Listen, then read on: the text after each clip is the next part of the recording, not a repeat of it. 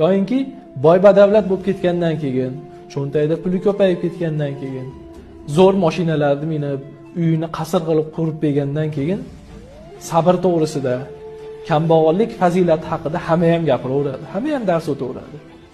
Chunki uni qalbi xotirjam, puli bor, qarzi yo'q, muammosi yo'q. Xotirjamchilikdan, sabrdan, bu qora kunlarga sabr qilishlikni hamma boy badavlat odam ham gapiraveradi. Haqiqiy mardlik nima desa, o'sha sabrdir. O'sha qanoatli bo'lishdi. Boriga shukr qilib, yo'g'iga sabr qilishlikni kambag'al odam, o'sha boshiga musibat tushib turgan, o'sha cho'ntagida puli yo'q odamlar, o'shanaqangi qimmatbaho mashinasi yo'q odamlar aytsagina maqsadga muvofiq bo'ladi. Ana o'shanda haqiqiy qolipga urgan bo'ladi.